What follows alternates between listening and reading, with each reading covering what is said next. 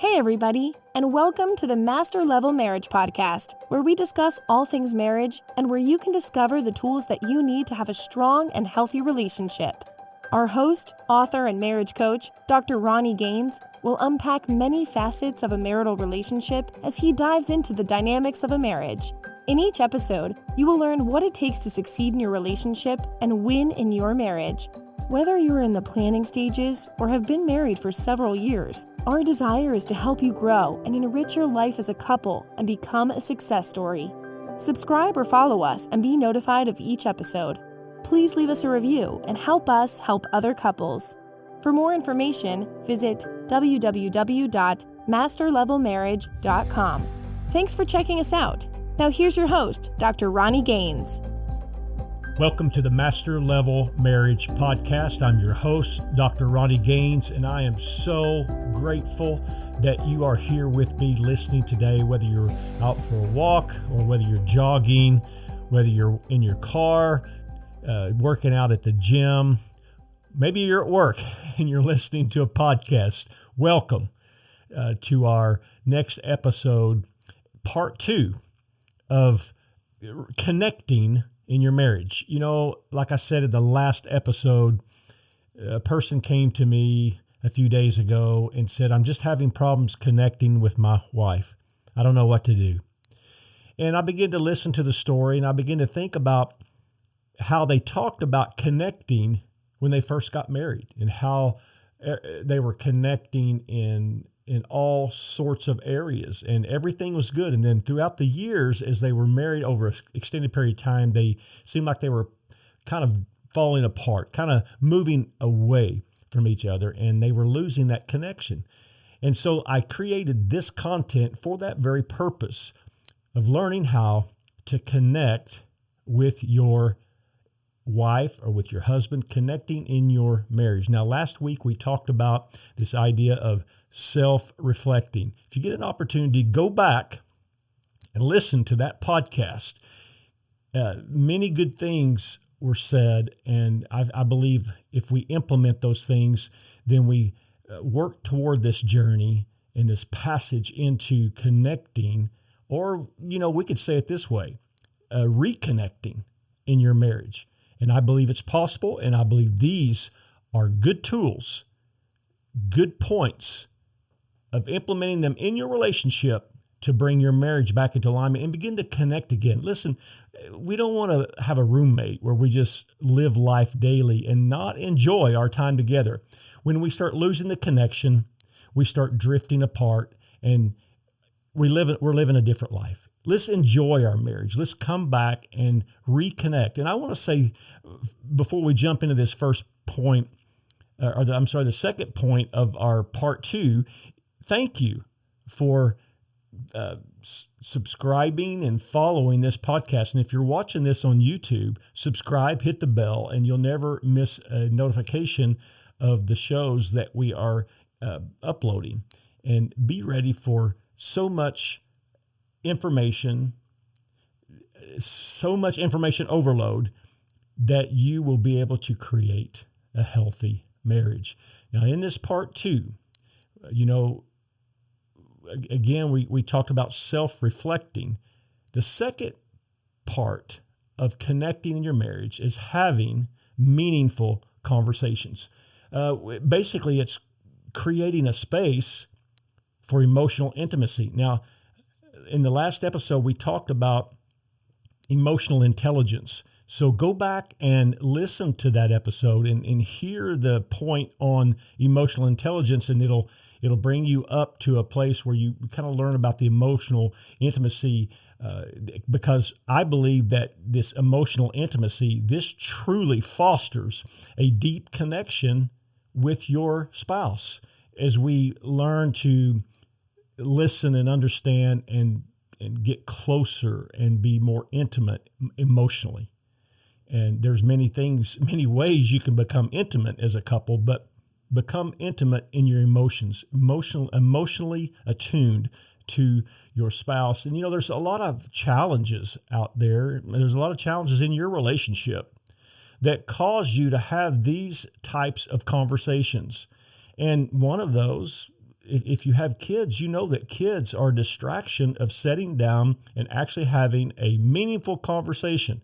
How many times do you start a conversation and in come the kids, they butt in, they have to have attention, they're high maintenance, and you really are interrupted in your conversation. Even as a grandparent, we have grandkids, and if they're around and my wife starts a conversation, it seems like every time we start a conversation, they want to ask a question. They can be playing, they can be doing whatever, but as soon as we start a conversation, they butt in, they want to start their conversation, ask you a question. And so kids can be a distraction, and it's really finding time to pull away, get by yourself, and have these meaningful conversations. Listen, you need to have these conversations in your relationship. It's necessary to sit down across from each other, hear and understand each other, and talk about your day. Talk about what's going on in your life. I want to call it like this: the end of the day debrief. Sometimes when we come in from work, we've spent the day apart at our jobs. We haven't really spoken, whether it's through text or whatever. We might make a conversation that way. But for the most part, we haven't had the chance to talk. Even if we've been on the phone, it's been very short. I call this the end of the day debrief. When you come in from your day, find a time to shut away all the distractions and find 15 to 20 minutes to just debrief your day. Take turns. One of you will take 15 to 20 minutes or 10 to 15 minutes debriefing your day, telling about your day, whatever's happened in your day, the frustrations, the joy, the happiness, or whatever it may be in your day. Take turns while the other is intently present, listening to everything that you're saying, taking your side. It's us against the world. And debrief your day. I promise you begin to do that and find those times when you can have meaningful conversations and shut down those distractions, such as kids, such as work. We're home from work. This is another distraction. Social media. How many of us get on social media first before we have those meaningful conversations? We jump on Facebook, we jump on Instagram, we watch TikTok videos, whatever it may be. We jump on social media. And here's something that I've learned.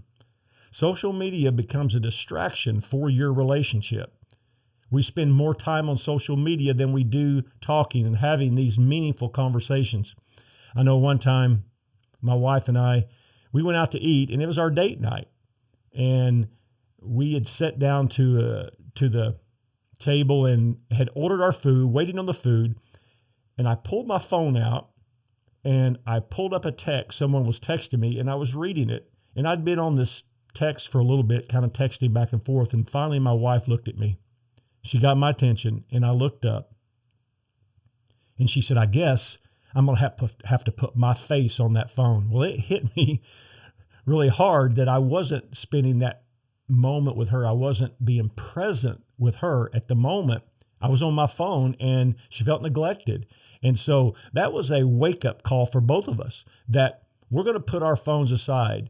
And we're going to put social media aside and have these meaningful conversations where we can connect as a couple. There's other activities out there that's really in competition for your marriage time, the meaningful conversation. So we have to watch these common challenges and be very intentional about setting time to have these kind of conversations. Not only are these time constraints or these time things a challenge. Another challenge is basically a resistance to sharing intimate information. I think men in their personalities have a difficult time sitting down with their wife and sharing emotional intimacy, sharing emotional things. Sometimes we have to learn to do that. Sometimes it's against our nature. But sit down and have these moments where you get to share intimate conversations. And I promise you, if you will find time, set aside time, create these moments where you can share intimate intimacy with your spouse, you will begin to connect in your marriage. You know, John Gottman is a marriage expert. You can go out and research some of his work. But John Gottman, he states this. He says that meaningful conversations help build love maps. Well, what he calls love maps is how I term this as his love maps is that it's a GPS into the world of your spouse. It's a GPS, a map into the world of your husband, into the world of your wife. Here is a great way to have meaningful conversations and create a GPS into your spouse's world. It's important that we get into their world. It's important that we know as much about them as we can and have these meaningful. If we want to connect, this person that came to me that said, I can't connect with my wife, what's happened? I want to say many things have kept us from connecting. One of those is time. And one of those is sharing intimate things with each other. But one of them could be that we just have gotten off track and our GPS is saying reroute. You know, I hate a GPS sometimes because I have it set where I want to go. And this GPS person is telling me which way to go. And I'm like arguing with her and saying that's not the way to go. But I found that if I stay on that path, it may look like that it's taking me in a complete out of the way journey. But usually if I stick to the GPS, I find my destination.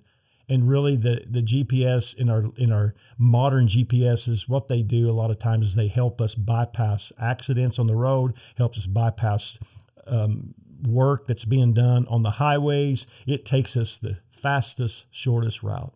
The shortest route to connecting in your marriage is to learn everything you can about your spouse, about your wife, about your husband.